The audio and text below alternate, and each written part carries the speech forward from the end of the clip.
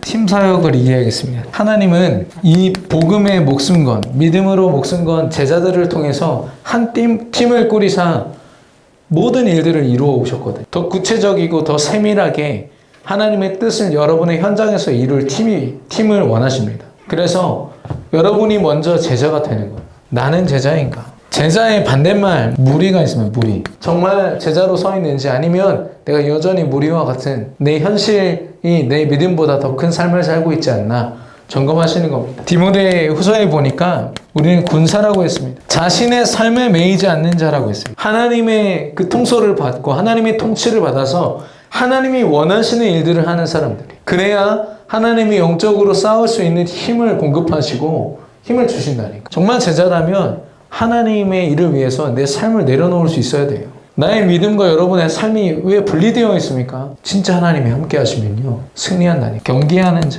하나님의 법대로 사는 자를. 하나님의 법은 말씀입니다. 곧 하나님의 법대로라는 말은 말씀에 올인한 거예요. 말씀에 올인. 세 번째로 농부입니다. 농부는요 가장 먼저 심부름하는 사람이, 하나님이 어떤 말씀을 주실 때요 그 말씀 앞에 가장 먼저 순종하고 그 열매를 가장 먼저 그 응답을 맛보는 사람. 저와 여러분은 이렇게 부르셨어요. 우리가 이렇게 살고 있습니까? 우리의 삶을 점검해 보시기 바랍니다. 혹시 지금 그렇게 못 살고 있다? 하나님은 그래서 오늘을 주신 거예요.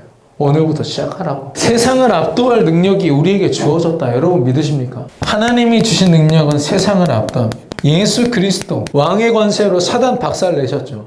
제사장의 권세로 우리의 모든 죄를 완전히 용서하셨어요. 그리스도가 그래서 여러분의 실제가 되셔야 돼요. 그리스도라고 이야기하는데 그리스도로 오셔서 이 일을 하셨어요.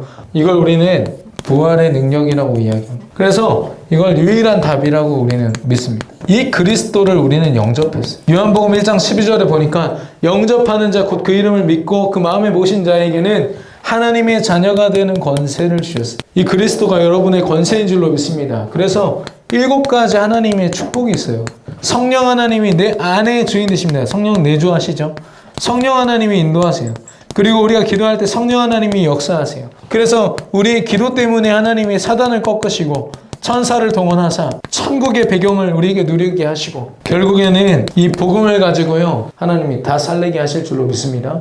우리가 할 수 있는 게 아니라 하나님 주셨기 때문에 할 수 있는 거예요. 내 안에 계셔서 역사하시는 거, 그리고 내게 주신 배경, 우리가 누릴 거 이거밖에 없어요. 이제는 그래서 그 권세를 실제로 사용해야 돼요. 온전히 기도하는데 하나님의 말씀에 근거한, 하나님이 원하시는 거, 하나님께 드리는 예배와 말씀에 성공하셔야 돼요. 하나님이 원하시는 거 정확하게 알고 하나님이 원하시는 것을 위해서 삶을 드리고 하나님의 법대로 할 때 하나님이 역사하십니다. 이렇게 되면 어떻게 되냐? 모든 것을 초월합니다. 수용합니다. 품어줍니다. 사랑하기 때문에 살릴 수 있어요. 현장을.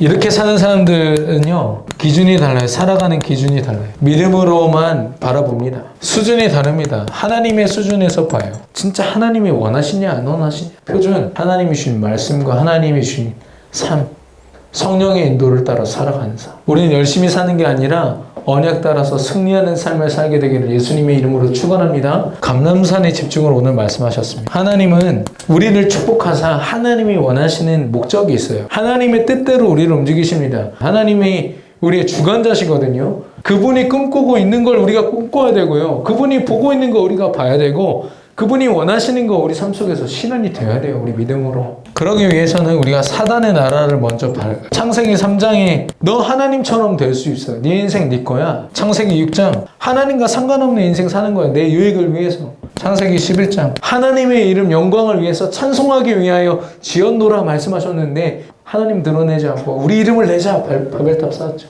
사도행전 13장에 보면은 도시를 다스리는 사람이 무당을 끼고서요 그걸 통치해요. 그 도시 전체가요 귀신 소굴되는 거예요. 사도행전 16장에 귀신 들린 여종을 데리고요 점치면서 그걸로 돈 벌고 있어요. 수많은 경제들이요 하나님을 위한 경제가 아니에요. 흑암 경제예요. 흑암 경제. 사도행전 19장 많은 사람들이 마술책 보면서 자기 인생을 점치면서 살고 있었어요. 결국에는 끊임없이 세상에서 우상숭배, 그래서 정신문제 오죠.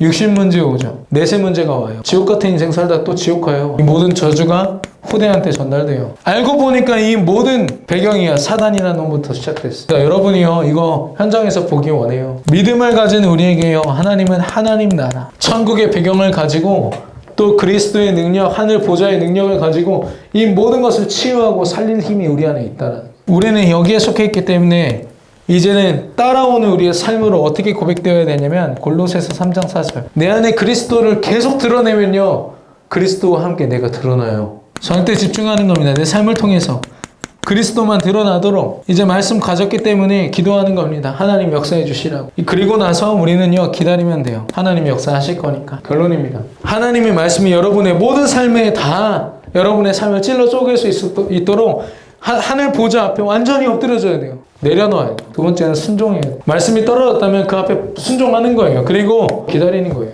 확인해야 돼요. 이 확인을 통해서 믿음의 결론을 가지고 움직이셔야 돼요. 한 주간 하늘 보좌의 능력, 부활의 능력으로 세상을 압도할 뿐 아니라 하나님 나라 확장을 위해서 쓰임받는 저와 여러분 되기를 바랍니다.